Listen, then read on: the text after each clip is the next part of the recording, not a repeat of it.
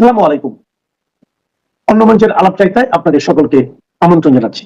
গত 13ই নভেম্বর বিখ্যাত CNN news 18 সংবাদ মাধ্যমকে একটি সাক্ষাৎকার দিয়েছেন প্রধানমন্ত্রী শেখ হাসিনা।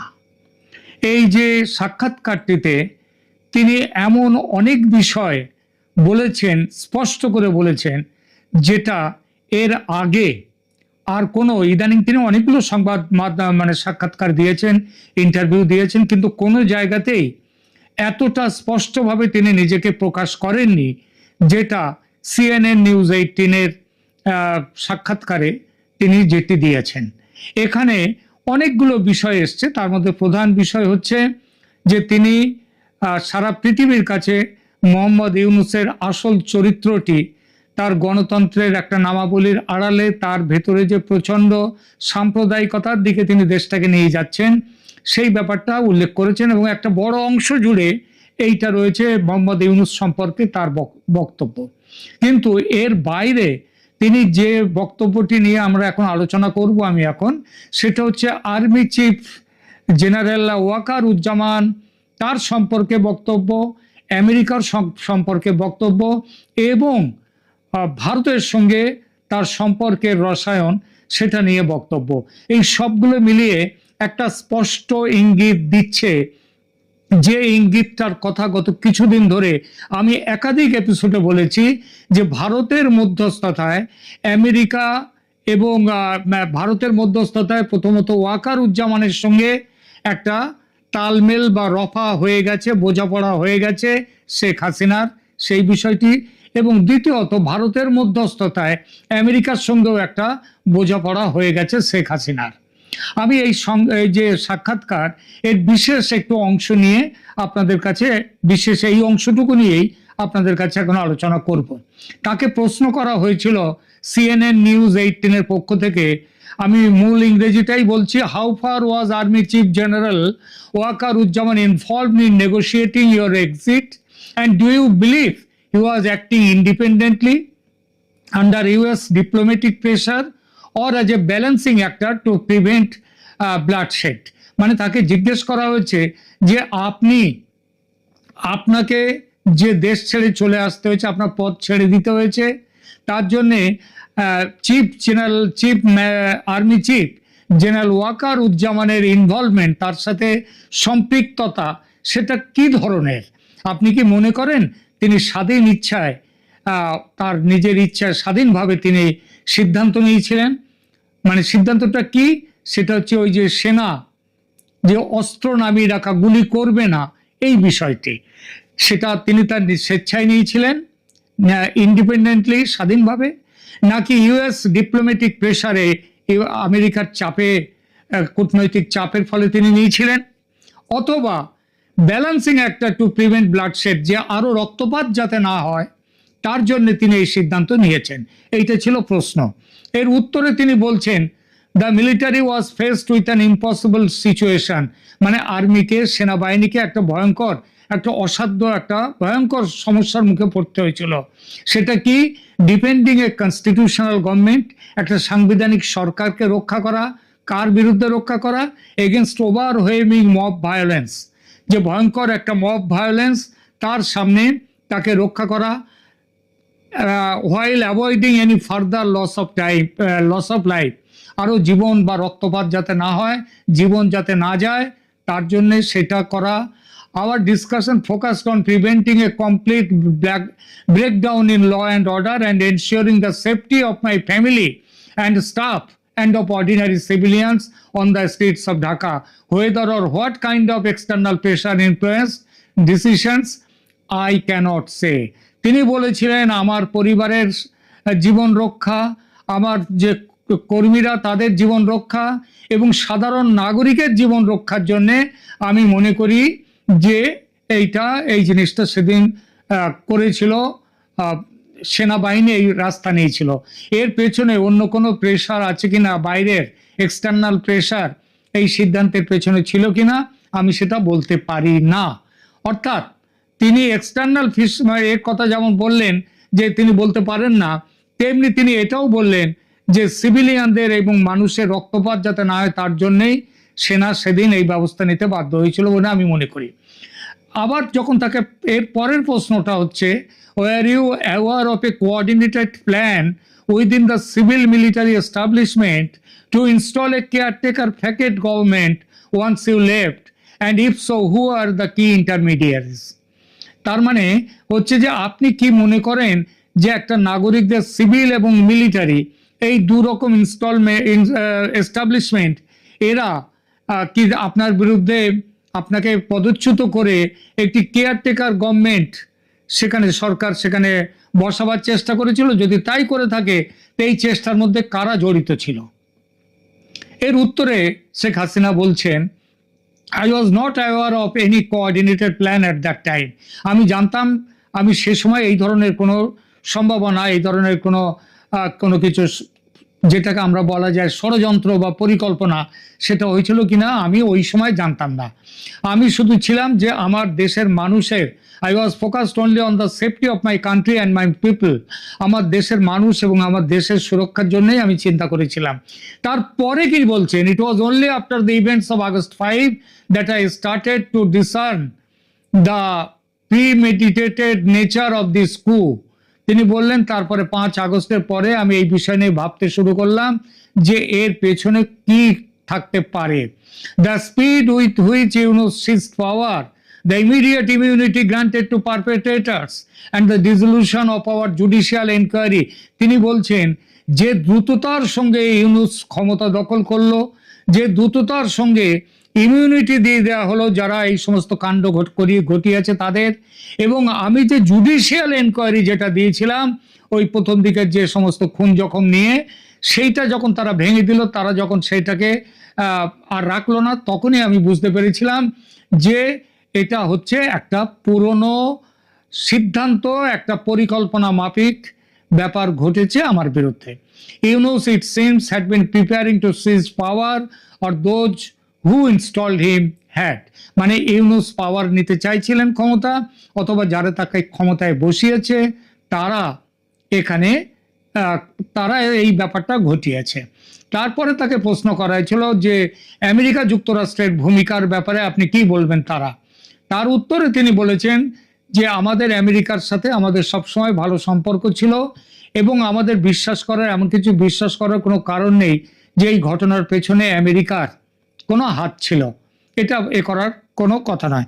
এখন এই যে ব্যাপারটা, এই যে প্রশ্নগুলো এবং এই যে উত্তরগুলো এলো, তার মধ্য দিয়ে কিন্তু একটা জিনিস আমাদের কাছে চলে যায়, আমাদের সামনে চলে আসে যে এই সাক্ষাৎকারটা তিনি দিলেন, তিনি সেনাপ্রধান ওয়াকারুজ্জামান কিংবা যুক্তরাষ্ট্র সরকারকে তার ক্ষমতাচ্যুতির জন্য প্রকাশ্যে দায়ী করেননি, বরং মার্কিন প্রেসিডেন্ট ডোনাল্ড ট্রাম্পের প্রশংসা করেছেন এবং ভারতের দিকেও স্পষ্ট মনোভাব ব্যক্ত করেছেন যে বাংলাদেশের জন্য free, fair and inclusive election, তার জন্য ভারত চেষ্টা করছে এবং সেই চেষ্টাটাই করে যাক, এইটা তিনি চান।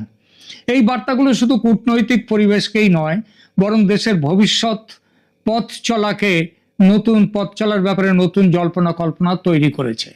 সাক্ষাৎকারে হাসিনা যেভাবে কথাগুলো সাজিয়েছেন, অর্থাৎ দায়ী না করে সরাসরি সমস্যার দিকে না গিয়ে বাইরে থেকে সমাধানের আশ্বাস ও বন্ধুত্বের কথা তুলেছেন, তা স্বাভাবিক কূটনৈতিক ভাষ্যের বাইরে, বরং এর ভেতরে গভীর বার্তা রয়েছে।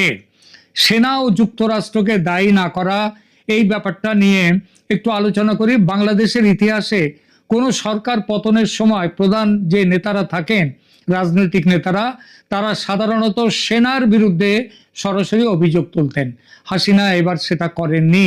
সেনাবাহিনীর প্রতি তিনি নির্লিপ্ত মনোভাব দেখিয়েছেন, এমনকি একথাও বলেছেন যে সেনা যে কথা বলছিল যে আর বেশি রক্তপাত যাতে না হয় তার জন্য সেনা বন্দুক নামিয়ে রেখেছে, তিনি যেন সেইটাকেই সমর্থন দিলেন, সেনার সেই কাজটাকে। এবং যুক্তরাষ্ট্রের প্রতি তার যে সৌজন্যমূলক মনোভাব, এটা ইঙ্গিত দেয় যে সেনার সঙ্গেও যেমন তার একটা রফা হয়ে গেছে, তেমনি যুক্তরাষ্ট্রের সঙ্গেও তার রফা হয়ে গেছে। দক্ষিণ এশিয়ার ভূকৌশলগত সমীকরণে বাংলাদেশ ভারত সম্পর্ক একটা বড় ভূমিকা। ভারতের কাছে খোলাখুলি আর্জি রেখে নয়াদিল্লি যেন বাংলাদেশের নির্বাচনটাকে ফ্রি, ফেয়ার অ্যান্ড ইনক্লুসিভ করে, সেই পরিবেশ নিশ্চিত করতে তিনি আর্জি জানিয়েছেন। এটা হচ্ছে হাসিনার একটা বড় বার্তা ভারতের দিকেও। আর কৌশলগত সমঝোতার ইঙ্গিত তো তার এই সাক্ষাৎকারের ছত্রে ছত্রে। ইতিহাসের পটভূমিতে দেখা যায় জোট নয় বরং ত্রিপাক্ষিক সমঝোতা বাংলাদেশের রাজনৈতিক মেরুকরণে বহুবার নির্ধারক ভূমিকা রেখেছে।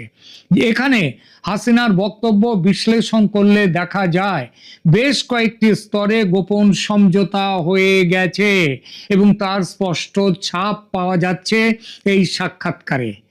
কিরকম সেই সাক্ষাৎকার? প্রথম আসে সেনা সরকার সমঝোতা। বাংলাদেশের অভ্যন্তরীণ প্রতিরক্ষা নীতি ও ক্ষমতার সমীকরণে সেনাবাহিনী হচ্ছে আসল নির্ণায়ক শক্তি। হাসিনার ইঙ্গিতপূর্ণ নির্লিপ্তি যে সেনাবাহিনীকে দায়ী না করা, এটা প্রমাণ করে যে যে অন্যতম চ্যালেঞ্জিং মিডফিল্ড অর্থাৎ সেনাবাহিনী, তার সঙ্গে হাসিনার অলরেডি সম্পর্ক ম্যানেজ হয়ে গেছে, রফা হয়ে গেছে। আমি বেশ কিছুদিন ধরে আমার একাধিক ভিডিওতে বলেছি ভারতের মধ্যস্থতায় শেখ হাসিনার সঙ্গে সেনাপ্রধান ওয়াকারুজ্জামানের একটা সমঝোতা হয়ে গেছে। এই সমঝোতার পর ওয়াকারুজ্জামানের সঙ্গে মোহাম্মদ ইউনূসের সংঘাত আরো তীব্র হয়েছে। এতদিনে শেখ হাসিনার নিজের কথায় আমার অনুমান, যে আমি ভুল অনুমান করিনি, সেটা ঠিক বলে বোঝা গেল। কেন রফা প্রয়োজন ছিল সেনাবাহিনীর সঙ্গে? সেনাবাহিনীর সরাসরি রাজনৈতিক হস্তক্ষেপ রোধ করা এবং দেশের স্থিতিশীলতা বজায় রাখা, দুই দিক থেকে হাসিনার পক্ষে, হাসিনার জন্য সেনাবাহিনীর সঙ্গে রফা আবশ্যক ছিল। দ্বিতীয়ত, যুক্তরাষ্ট্রের সঙ্গে আনুষ্ঠানিক তো নয়, এটা অনানুষ্ঠানিক সমঝোতা হয়ে গেছে। এই যে মার্কিন প্রেসিডেন্ট ট্রাম্পকে প্রশংসা করা, প্রকাশ্যে যুক্তরাষ্ট্রকে দায়ী না করা, এটা স্পষ্টতই নতুন চুক্তির পূর্বাভাস। কোনো কিছুই কিন্তু কারণ ছাড়া হয় না। সংসদীয় নির্বাচনের আগে যুক্তরাষ্ট্র থেকে সহানুভূতিশীল আচরণ পাবেন তিনি, মানে ফেব্রুয়ারিতে হোক আর যবেই হোক, এটা প্রত্যাশা, এবং ইতিমধ্যেই প্রত্যাশা পূরণের অনেক লক্ষণ দেখা যাচ্ছে। যুক্তরাষ্ট্র যে শুধু আওয়ামী লীগকে নিয়ে নির্বাচন চাইছে তা নয়, নির্বাচনের আগে ইউনূস সরকারের বদলে একটি কেয়ারটেকার সরকারের পক্ষেও যুক্তরাষ্ট্র মত দিয়েছে। কোথায়? আবার বলি, অনানুষ্ঠানিকভাবে ভারতের সঙ্গে আলোচনায়, এবং সে কথা জানিয়েও দেয়া হয়েছে শেখ হাসিনাকে। এমনকি সেই কেয়ারটেকার সরকারের নেতৃত্বে শেখ হাসিনা আসতে পারেন, এমন আলোচনা কিন্তু খুব গুরুত্বের সঙ্গে চলছে আমেরিকা ও ভারতের মধ্যে। এই রফার বিনিময় মূল্যটা কি? বিনিময় মূল্য হচ্ছে যুক্তরাষ্ট্র চাইছে এবং ট্রাম্প প্রশাসন চাইছে বাংলাদেশের রাজনৈতিক পরিবেশে নিরপেক্ষতা ও মানবাধিকার রক্ষা হোক। হাসিনা সেটার ইঙ্গিত দিয়েছেন ফ্রি, ফেয়ার অ্যান্ড নির্বাচনের কথা বলে। ভারতের মধ্যস্থতা, ভারতের প্রধান ভূমিকা। ভারত দীর্ঘদিন ধরেই বাংলাদেশের স্টেবিলিটি পার্টনার।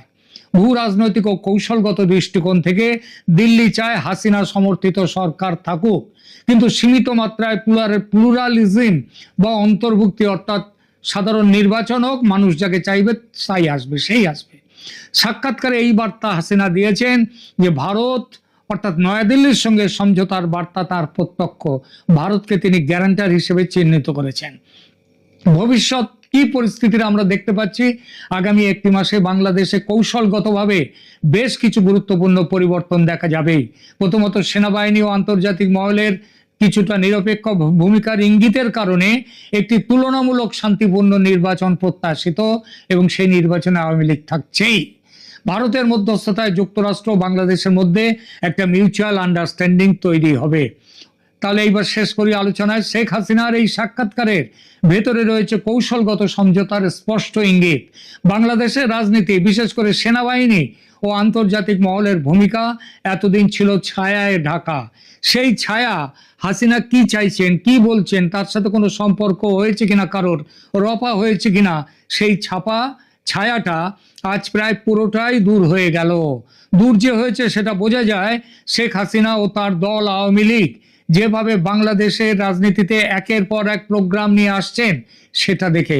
এই যে লকডাউন হলো, সফল লকডাউন, শাটডাউন চলছে,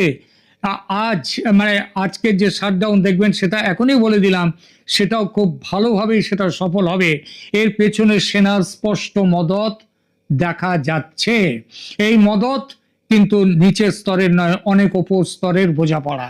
ভারত মধ্যস্থতার ভূমিকা পালন করছে, যুক্তরাষ্ট্র চাইছে নিরপেক্ষতাকে সম্মান করতে, এবং হাসিনা চান অস্থিরতার বদলে একটি উন্নতিশীল, উন্নতির পথে যাওয়া একটি রাষ্ট্র, এবং সেটার জন্য ফ্রি, ফেয়ার অ্যান্ড ইনক্লুসিভ নির্বাচন। সামনে কি আছে সেটা নির্ভর করবে এই রফা কতটা কার্যকর হয় এবং জনগণের স্বার্থ কতটা কেন্দ্রীয় হয়ে ওঠে তার ওপর। আগামীকাল শাটডাউনের শেষ দিন, এই দিনে কিন্তু সাধারণ মানুষের অনেক বড় ভূমিকা দেখা যাবে আগামীকাল, এবং এই সবের ওপরে নির্ভর করছে আগামী দিনের বাংলাদেশ, শেখ হাসিনা এবং কিভাবে বাংলাদেশ চলবে তার উপরে। এখনকার মতো এখানেই রাখছি, ধন্যবাদ।